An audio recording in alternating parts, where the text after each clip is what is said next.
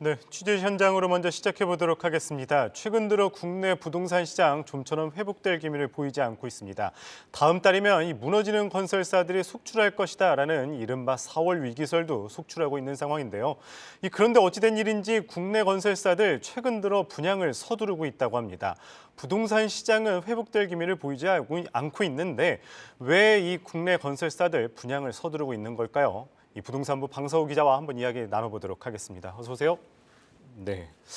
일단 이야기를 했는데 올해 건설사들 이 분양을 좀 대폭 늘리고 있다고요? 네, 그렇습니다. 증시에 상장된 주요 대형사들의 이제 올해 분양 목표를 보면 지난해 공급 실적보다 적게는 약 20%, 많게는 3배가량 높여 잡은 것으로 나타났습니다.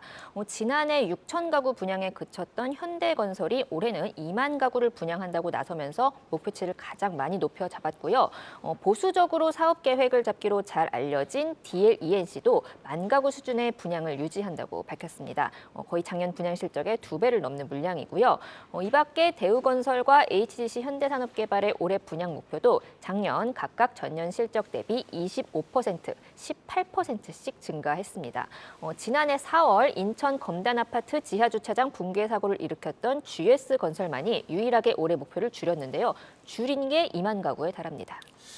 네, 지금 살펴보니까 국내 대표 건설사들 좀 분양을 계속 늘리고 있는데 그렇다면 시장이 좀 회복된다 이렇게 봐도 되는 걸까요? 우선 이제 구분을 좀 해야 될 게 있습니다. 네. 작년에 이제 실제로 공급했던 물량보다 올해 목표가 좀 두드러지게 늘었다는 거지. 작년 초 공개했던 분양 목표와 비교하면 좀 그 증가폭이 줄어들기는 합니다. 뭐 거의 비슷한 건설사도 있고요. 네. 어쨌든 중요한 건 그럼에도 올해 경기가 전망이 굉장히 안 좋음에도 불구하고 이제 건설사들이 분양을 공격적으로 한다는 건데요. 애석하게도 이제 장밋빛 전망 때문만은 아닌 것으로 보입니다. 가장 큰 이유는 작년 분양 목표 대비 실제 공급이 저조했기 때문에 기저 효과가 발생했다는 것입니다. 실제로 현대건설의 경우는 지난해 분양 목표 달성률이 28%에 불과했습니다. 그리고 이제 통상 건설사들이 지금 선분양을 하는 구조잖아요. 네. 착공과 동시에 이제 분양을 하는 구조인데 경기 전망이 좋지 않은데도 분양을 늘린다는 건 그만큼 미착공 사업장이 많았다는 뜻이기도 합니다. 공사비 급등으로 원가 부담이 높아지고 또 미분양 우려까지 겹치면서 사업 진행을 늦췄지만 더는 미룰 수 없게 됐기 때문입니다. 착공이 지연될수록 비용도 증가하기 때문에 소위 밀어내기 분양에 나선 것으로 풀이됩니다. 한마디로 시장이 회복된 게 아니라 착시였던 거죠. 네, 결국엔 이 건설사들이 더 이상은 미룰 수 없다 이렇게 생각을 하고 밀어내기까지 하는데 그런데도 이렇게 안 팔리게 된다면은 더 시장은 안 좋은 거 아닌가요? 네, 그렇습니다. 국토교통부에 따르면 지난 1월 기준 전국 미분양 아파트는 약 6만 4천 가구로 2달 연속 증가했습니다. 네. 악성 미분양이라 불리는 준공후 미분양은 6개월 연속 늘면서 37개월 만에 최대 규모를 기록 중입니다. 그런데 이렇게 늘어난 미분양보다도 더 심각한 문제가 있습니다. 사실 건설사들은 지금 미분양이 발생했다고 해도 준공 때까지 팔리면 된다는 생각으로 주택 사업을 영위하고 있습니다. 일단 착공에 들어가고 물량을 차차 소진하면서 공사비를 회수하는 구조라는 거죠. 그런데 이제는 이게 안 먹힐 거라고 생각하고 있다는 겁니다. 네. 실제로 대우건설은 지난해 미분양 사업장에 대한 예상 손실금 1,100억 원을 실적에 반영했습니다. 보시면은 이제 영업이익은 줄었고 판관비는 늘었는데 이게 다 그 손실금을 일시에 1,000억 원 넘게 반영했기 때문입니다. 지난해 발생한 이제 미분양 4,600여 가구를 같은 해에 바로 손실 처리를 했다는 의미입니다. 4,600가구 중에서 이제 준공 후 미분양은 약 250가구에 불과했는데요.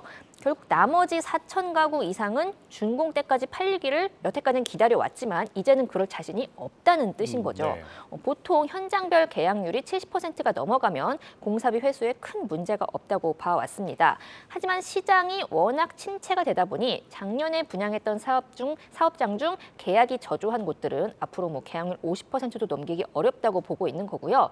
전문가들은 다른 건설사들도 지금 이런 대우건설처럼 미분양을 비용으로 인식하는 시기가 빨라질 것으로 전망하고 있습니다. 네, 결국엔 뭐 시장 다양한 리스크 속에 조금 더 지켜봐야 할 것 같은데 이 최근에 시장에서는 이 저PBR 관련주들이 인기잖아요. 이 건설 업종 하면은 대표적인 저PBR 업종으로 꼽히면서 또 수혜를 입을 것 같은데 그럼 건설주 지금을 투자해야 되나요? 아니면 시장을 상황 봐서 조금 더 지켜봐야 될까요? 언제 투자해야 되는 겁니까? 증권가에서는 지금 당분간 건설주 투자에 신중하라고 입을 모으고 있습니다. 네. 증권사마다 조금씩 차이는 있지만 이제 업종 비중 확대 근거가 더 이상 없다고 보는 데는 의견을 같이 하고 있는데요. 신한투자증권과 한국투자증권은 건설주에 대한 투자 의견을 중립으로 하향 조정했고요. 증권가에서 지금 매도 의견을 거의 찾아보기 어렵다는 점을 감안하면 이 중립 의견은 사실상 매도 의견으로 여겨지고 있습니다. 또 이제 매월 건설업종 보고서를 발간하는 하나증권도 지난달에 이어 이번 달도 추천 종목이 없다고 밝혔습니다. 여전히 부동산 업황이 좋지 않고 또 건설사들의 미분양에 대한 비관적인 인식을 감안하면 당분간 주가 하방이 열려 있다는 분석입니다. 네, 방서우 기자와 이야기 나눠봤습니다. 잘 들었습니다. 계속해서 다양한 경제 이슈를 알고 싶다면 구독과 좋아요, 알림 설정 부탁드립니다. AI 캐스터 권미정이었습니다.